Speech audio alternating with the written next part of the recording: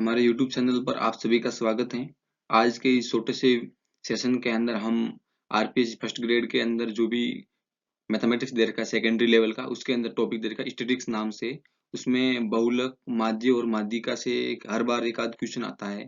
तो एक दो क्वेश्चन आते हैं लगभग सेकेंडरी लेवल से स्टैटिस्टिक्स के ग्राफ से रिलेटेड।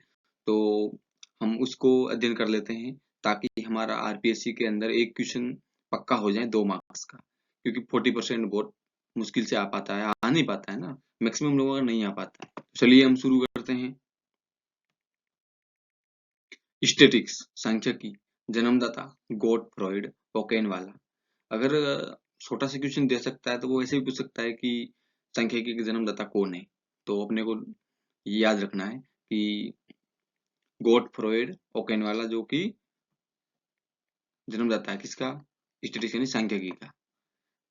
आंकड़े दे रखे हैं, क्योंकि संख्या की जो होती है ना, आंकड़े हमें इकट्ठा करना, वो संख्या की कहलाता है। तो हमें दो प्रकार से आंकड़े हो जाते हैं। एक तो प्राइमरी डाटा यानी द्विगंशीय आंकड़े, और दूसरा सेकेंडरी डाटा। होता क्या है प्राइमरी डाटा के अंदर क्या होता है कि हम जो डाटा दे रखा है वो मूल डाटा होता है, और वो हम खुद कलेक्ट करते हैं। और उसके अंदर थोड़ा समय ज्यादा लगता है, और वो विश्वसनीय भी होता है, मतलब नाम उसका थोड़ा और अधिक विश्वसनीय होता है। मूल आंकड़े होते हैं, धन और श्रम अधिक लगता है। जैसे उदाहरण की सोचें तो जैसे अपना जनसंख्या होती है ना, पॉपुलेशन, जनगणना, जनसंख्या या जनगणना। तो जनगणना होती है ना, उसके अंदर देखिए टीचर वगैरह जो भी होते हैं वो हर घर उसको आना पड़ता है, उसको गवर्नमेंट पैसे भी देती है।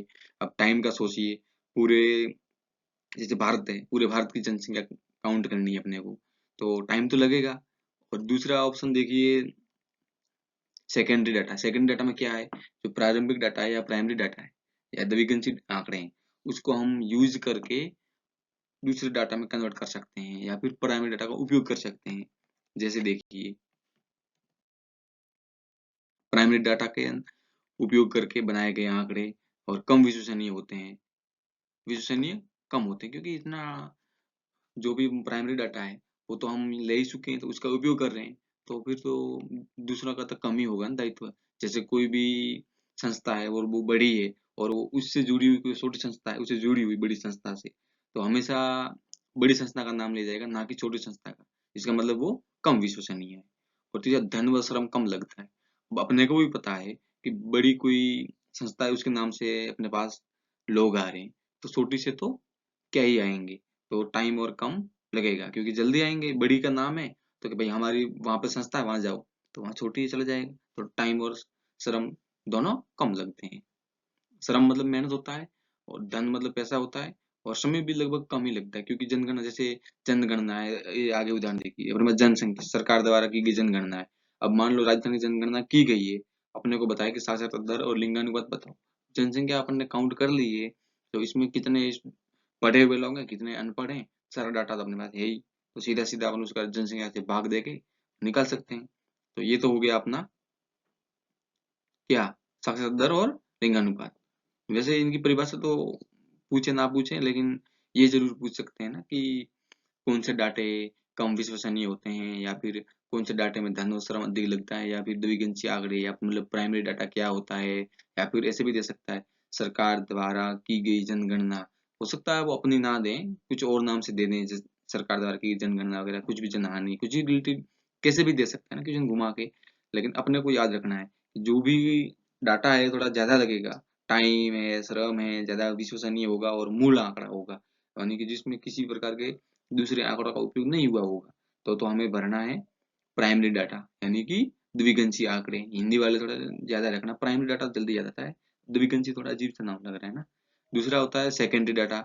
तो अपने को पूछ लिया जाए कि आपके जिले में इतनी साक्षरता दर है, यह किस प्रकार के डाटे या किस प्रकार के आंकड़ों का उदाहरण है। 4-5 ऑप्शन दे दिए जाए, द्विगंशीय नाम मतलब प्राइमरी दे दिया जाए, सेकेंडरी दे दिया जाए, और दे दी जाए कुछ और नाम से दे दिए, 4 ऑप्शन दे दिए जाए, तो अपन तो कंफ्यूज हो जाएंगे। या फिर इन दो को दे के और ऑप्शन दे दे तीसरा के इनमें से कोई नहीं, और ये 4 ऑप्शन बना सकता है, दोनों ए वो बी, ऐसे भी बना सकता है ना, कूट से भी। तो अपने को बहुत ध्यान रखना है, ये आरपीएससी है, और अपना थोड़ा लेवल भी कुछ ज्यादा ही बना रही है अब, लगभग क्वेश्चन दे दिए, थोड़ा टफिस्ट रहता है। नेक्स्ट देखिए वर्ग सीमाएं, जो उच्च सीमा होती है उसको h बोलते हैं, निम्न सीमा को l बोलते हैं। अब वर्ग अंतराल या वर्ग परास या परिसर या फिर परास बोलेंगे तो h माइनस एल, यानी कि जो ऊपरी लिमिट है उसमें से लोअर लिमिट को घटाना है। जैसे उदाहरण बताऊं तो कोई पेपर वगैरह हो रहा है, जैसे 10th क्लास का,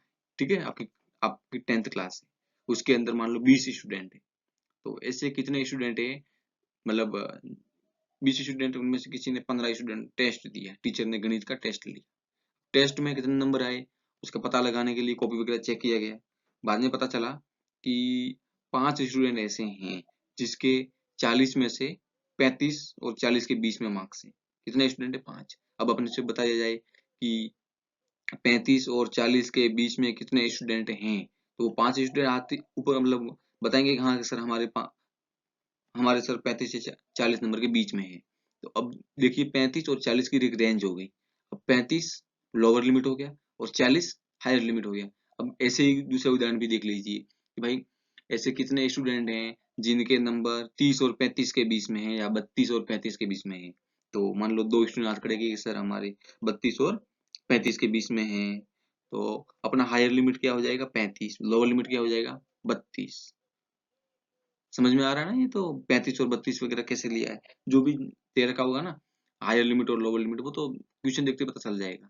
आगे आएंगे एक आध क्वेश्चन बताऊंगा मैं, जो पीवाईक्यू है, इसके जस्ट वीडियो के बाद पीवाईक्यू करवाऊंगा लगभग 2025 के, जो भी ये ना संस्कृत डिपार्टमेंट है उसका भी जो पेपर हुआ था फर्स्ट ग्रेड का वो भी करवाऊंगा पीवाईक्यू। और जो अभी 23 जून से 26 जून वगैरह पेपर हुए हैं मैथमेटिक्स के, वो भी करवाऊंगा। मैथमेटिक्स मतलब ABCD 4 ग्रुपों हुए थे, तो उनमें जो भी मैथमेटिक्स के क्वेश्चन आए वो सोल्व करवाऊंगा इसी वीडियो के आगे। लगभग हो सकता है 1 या 2 वीडियो बनाऊं, लेकिन बना दूंगा, लेकिन थोड़ा टाइम लगेगा उसमें। अपरास अपरास क्या करना है, इन दोनों का जो हायर लिमिट और लोअर लिमिट है उसको घटाना है और उसी को जोड़ के भाग दे देना हायर लिमिट और लोअर लिमिट।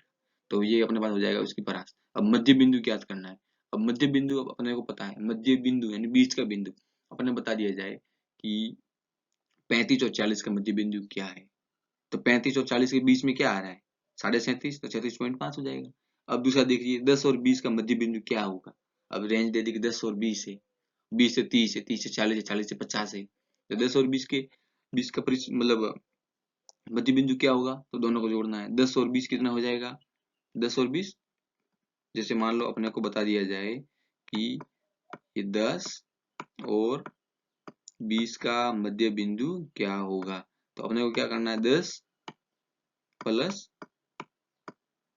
20 दोनों को जोड़ना है और 2 से दे देना भाग, तो कितना हो जाएगा? 10 और 20 30, उसके अंदर 2 का दिया भाग, 30 के अंदर 2 का भाग दिया, कितना आ गया? 15। तो अपना मध्य बिंदु कितना हो जाएगा? 15। मध्य बिंदु अब तो समझ में लगभग आ गया होगा ना कि मध्य बिंदु हो जाएगा 15 अपना।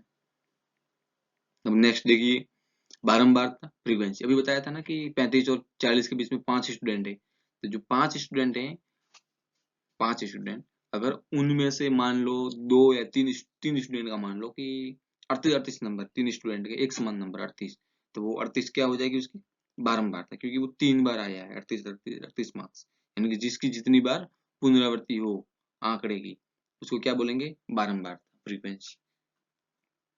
अब संसी बारंबारता, अब संसी बारंबारता देखिए, मान लीजिए फंक्शन, यानी कि ये इनको छोड़िए, फंक्शन एफ सी वगैरह छोड़िए, जैसे 3 है, ठीक है, 3 स्टूडेंट का नंबर आए 3, 4 नंबर आए 7 स्टूडेंट के, सॉरी 3 नंबर आए 3 स्टूडेंट के, 4 नंबर आए 7 स्टूडेंट के, 5 नंबर आए 12 स्टूडेंट के, 3 नंबर आए 15 स्टूडेंट के।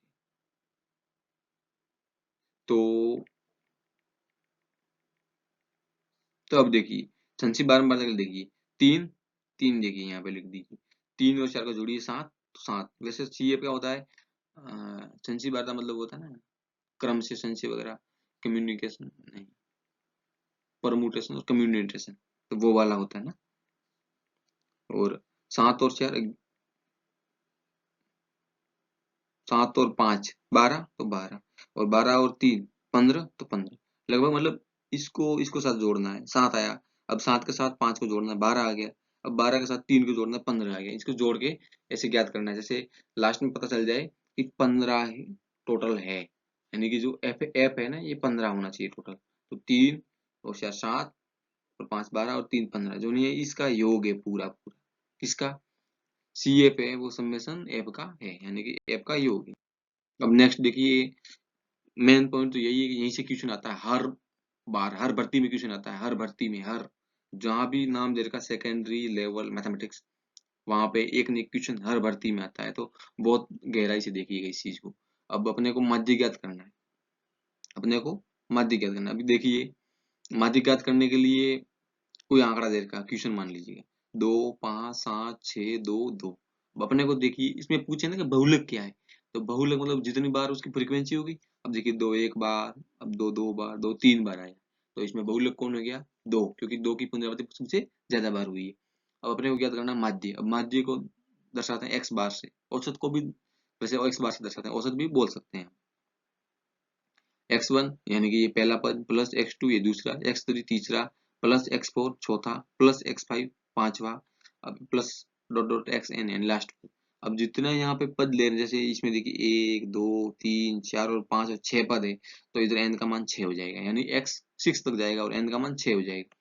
तो इस प्रकार से इसके अंदर जो भी संख्या है उसका योग करना है, और जो भी कितनी पद है उस पदों का भाग दे देना चाहिए। इसमें 6 पद है ऊपर वाले क्वेश्चन में, तो 6 का भाग दे देंगे तो हमें उसका माध्य प्राप्त हो जाएगा। जैसे ये देखिए एक्स बार इक्वल टू सबका योग कर दिया ऊपर वाली संख्या का, जो भी ये दे रखी है 2 5 7 6 2 2, इसका योग कर दिया, नीचे 6 का भाग दे दिया। क्यों? क्योंकि ये 1 ये 2 ये 3 ये 4 ये 5 और 6 संख्या है, यानी कि 6 नंबर है टोटल ये ऊपर वाले, ये वाले। अब एक्स बार इक्वल टू 24, इसका योग कर दिया, 2 और 5 7 और 7 17 17 और 6 20 20 और 2 22 22 और 2 24, तो 24/6 भाग दे दिया 4। अब x बार इक्वल टू 4, यानी कि जो ये आंकड़ा दे रखा है 2 5 7 6 2 2, इसका माध्य है वो 4 है। अब बहुलक कैसे ज्ञात करना है? जिसकी पुनरावृत्ति अधिक बार हो बहुलक होगा। अब इस क्वेश्चन में देखिए, मतलब ये सेम ही लिखा नहीं, ये दूसरा लिखा, ये देखिए 2 5 7 6 2 2, इसमें सबसे ज्यादा पुनरावृत्ति किसकी हो रही है? 2 की।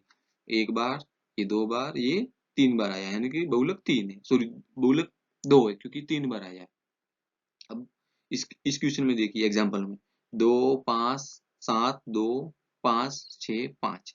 अब इसमें देखिए 5 की पुनरावृत्ति देखिए, पहले 2 की पुनरावृत्ति 2 बार आया है। अब देखिए 5 की पुनरावृत्ति 5 एक बार, ये 2 बार, ये 3 बार आया है, यानी कि ये बहुलक होगा हमारा। जिसकी सबसे ज्यादा बार पुनरावृत्ति हुई हो वह हमारा बहुलक होगा। अब देखिए माध्य का ज्ञात करना है। ये दो तो हो गए, अभी जो क्वेश्चन आए थे वो माध्य से भी आए थे, बहुलक से भी आए थे, और माध्य का सबसे ज्यादा क्वेश्चन आने का चांसेस रहता है, क्योंकि थोड़ा इसमें दो हो जाते हैं ना, सम और विषम संख्या वाले, इसलिए। क्योंकि इसमें तो जो ज्यादा बार आया उसको लिखना है, और इसमें सबका योग करके और जितनी संख्या है उसका भाग दे देना, तो हमें पता है प्राप्त हो जाता है माध्य, और बहुलक हो जाता है। लेकिन माध्य का में एक थोड़ा कुछ अलग टाइप का है। जैसे माध्यिका के अंदर आंकड़ा दे रखा, मान लीजिए आंकड़ों की संख्या n सम हो, यानी कि जो ये दे रखी है ना, ये 2 5 7 6 2 2, ये सम है, 6 सम है। सम में तुम्हें क्या करना है? माध्यिका ज्ञात करने के लिए आंकड़ा को सबसे पहले क्या करना है? आरोही या अवरोही क्रम में लिखना है। जबकि बहुलक और माध्य में लिखने की जरूरत नहीं है। ये एक तो नया पॉइंट है, नोटिस नोटिस कर लीजिएगा, एक बहुत गौर से नोटिस कीजिएगा। आंकड़ों को आरोही क्रम में लिखना, हम अवरोही क्रम में भी लिख सकते हैं, लेकिन मैंने आरोही क्रम लिख दिया, बढ़ते क्रम में लिख दिया। अब उदाहरण माध्य का n/2 जो इतना संख्या दे रखी है सम है, तो मान लो 10 दे रखी है, तो 10/2 यानी 5वां पद हो जाएगा, प्लस जैसे n/2 + 1, जैसे 5 n/2 का 5 आया और 61वां पद, और दोनों पद का माध्य। अब माध्य कैसे ज्ञात करेंगे? इसकी तरह, ठीक है ना, पहले वाले में जाना है। अब उदाहरण देखिए 10 7 11 12 14 9 5 और 2, ये एक उदाहरण दे रखा मान लो, अपने को इसका माध्य का ज्ञात करना है। तो सबसे पहले आरोही क्रम में लिख दीजिएगा। तो सबसे छोटी संख्या क्या है, कौन सी है इसमें? 2, तो 2 लिखिएगा। 2 के बाद 5 है तो 5 लिखिएगा। अब 5 के बाद 9 सॉरी 7 है तो 7 लिखिएगा। 7 के बाद 9 है तो 9 लिखिएगा। 9 के बाद देखिए यहाँ पे कौन है? 10, तो 10 लिखिएगा। फिर 11 12 13 नहीं है, 17 तो 17। अब के देखिए ये 1 2 3 4 5 6 7 और 8, टोटल 8 संख्या है, तो n का मान 8 हो गया। अब देखिए n/2, तो इसमें 2 का भाग दिया, तो 8/2 यानी कि 4, तो कोई आ गया 4वां पद, इधर लिखा ना n/2वां पद यानी 4वां पद कौन सा है? ये पहला है, ये दूसरा, ये तीसरा, ये चौथा, तो कौन है? 9। अब नेक्स्ट देखिए n/2 + 1वां पद है, तो n/2 का मान कितना हुआ? 4 + 1 5वां पद, तो कौन सा? 1 2 3 4 और 5वां पद कौन सा है? 10। जैसे ये यहाँ पे देखिए n/2 + 1 4 + 1 5वां पद क्या है? 10, तो 10। अब देखिए माध्य ज्ञात करना है, तो माध्य का ज्ञात करना है, तो n/2 इन दोनों का योग कर दिया। अब 4वां पद कितना है? 9, तो 9 लिख दिए। 5वां पद 10, तो 10 बट्टे ये नीचे कितने? 1 और ये की 2 संख्या है, 2, तो कितना हो गया? 19/2, 9.5 एंड 9.5, तो माध्य का कितना हो जाएगा? 9.5। मैक्सिमम क्वेश्चन माध्यिका से ही आने के चांस हैं। समझ में नहीं आया तो कमेंट कर लेना। कोई भी टीचर हो या कहीं से भी कैसे भी कर रहे हो, अब समझना किसको है? आपको है। अब देखिए आगे देखिए, वो था सम संख्या के लिए। यदि जब आंकड़ों की संख्या n क्या हो? विषम हो। अब विषम हो तो पहला स्टेप तो सबको पता ही है कि इसको आरोही या अवरोही क्रम में लिखना है, तो आरोही क्रम में लिख दीजिएगा पहले। तो फिर माध्यिका, माध्यिका क्या होगी? n/2 + 1 वापस, सॉरी n + 1/2 वापस। जैसे उदाहरण देख लीजिएगा, 9 7 11 15 7 9 13 25 और 6। अब इसको क्या करिएगा? आरोही क्रम में लिखिएगा। अब आरोही क्रम का मतलब बढ़ते क्रम, सबसे छोटा संख्या कौन है? 6, तो लिख दीजिएगा 6। उसके बाद कौन है? 7, तो 7। दूसरी बार और 7 है तो और 7। तीसरी बार ये वाले 9 है तो 9, और 9 है तो और 9, फिर 11, फिर 13, फिर 15, फिर 25। टोटल संख्या हुई हमारे पास 9। 9 संख्या हुई यानी कि हमारे पास n का मान हो गया 9। अब देखिए n + 1/2 यानी कि 9 + 1 10, 10/2 यानी 5वां पद। ये देखिए माध्यिका बराबर n + 1/2 यानी कि वापस, यानी कि 9 और 1 10, तो 10/2 यानी 5, तो 5वां पद। 5वां पद कितना है? इधर देखिए 5वां पद कितना है? ये पहला, ये सॉरी यहाँ से गिनिए, ये पहला, ये दूसरा, तीसरा, ये चौथा और ये 5वां। ये गलती मत करना, जो क्वेश्चन दे रखा है या उदाहरण जो भी दे रखा है क्वेश्चन में नंबर, उसको फॉलो मत करना कभी भी। जो आप आरोही या अवरोही क्रम में लिखते हो उसी से पद ज्ञात कीजिए, नहीं तो गड़बड़ घोटाला हो जाएगा। अब देखिए माध्यिका n/2 + 1, तो कितना आ गया? 5 पद 9, अतः माध्यिका इज इक्वल टू 9, यानी कि अपना जो माध्यिका होगी वो 9 होगी। अब नेक्स्ट एक बहुत इंपॉर्टेंट पॉइंट है आप सभी के लिए कि लगभग कभी कभी तो 10th बोर्ड वाले भी नहीं छोड़ते हैं, और आरपीएससी तो पूछो मत, रीट वगैरह में पूछ लेते हैं बहुत बार। क्या पूछ लेते हैं कि माध्य, माध्यिका और बहुलक तीनों में क्या संबंध है? अब सीधे सीधे दे दिए 4 ऑप्शन, अपना माइंड हो जाता है कंफ्यूज, तो अपन उसको कर देते हैं गलत। या फिर अपने को बहुलक और माध्य दे दिया, अब माध्य का ज्ञात करने का बोल रहे हैं। जब तक अपने पास ज्ञात नहीं कर सकते, क्यों? क्योंकि अपने पास फॉर्मूला नहीं है, तो इस फॉर्मूले को रट लीजिएगा। माध्य, बहुलक और माध्यिका में संबंध, यानी relation between mode, mean and median. अब देखिए बहुलक इजिकल टू 3 माध्यिका -2 माध्य। ये फॉर्मूला बहुत ही इंपॉर्टेंट है। इस फॉर्मूले से आपका बहुत कुछ काम आसान हो जाएगा मैथमेटिक्स में। क्यों? क्योंकि जब कोई भी दो चीज दे रखी होगी तो आप तीसरी चीज आराम से निकाल सकते हो। और मेरे को ऐसा लगता है आरपीएससी सीधा फॉर्मूला भी पूछ सकती है, तो रट लीजिए इस फॉर्मूले को। रट लीजिएगा मतलब रटना नहीं है, समझ लीजिए कि क्या क्या चीज था। क्या था? बहुलक सबसे ज्यादा बार आया है, उसको आगे लिख देना, इजिकल टू। अब माध्यिका, अब माध्यिका में बहुत सारे उल्टे सीधे सम विषम वगैरह आए थे, अपने को समझ में नहीं आया तो कोई बात नहीं, 3 लिख दीजिए आगे, माध्यिका कर दीजिए। -2 माध्य, अब माध्य सबसे औसत बीच में था, लास्ट में लिख दीजिएगा 2, यानी कि बड़ी संख्या देखिए सबसे बड़ा बहुलक उससे कम, तो यानी कि 3 आया, फिर -2 आया, तो अब समझ में आ गया ना। सबसे बड़ा बहुलक यानी सबसे बड़ा, बड़ा का मतलब बहुलक आ गया। फिर तो देखिए इधर समझे ना, तो बहुत कुछ पॉइंट की चीज समझने के लिए। बहुलक तो बहुत यानी बहुत अधिक वाला बहु आ गया, इसका मतलब 3 में से 2 घटाना है। अब माध्य का इधर लिखना, माध्य पीछे लिखना है। अब तो पॉइंट समझ में आ गया होगा। अब थैंक यू, वीडियो देखने के लिए धन्यवाद। चैनल पर नए हैं तो सब्सक्राइब कर दीजिएगा।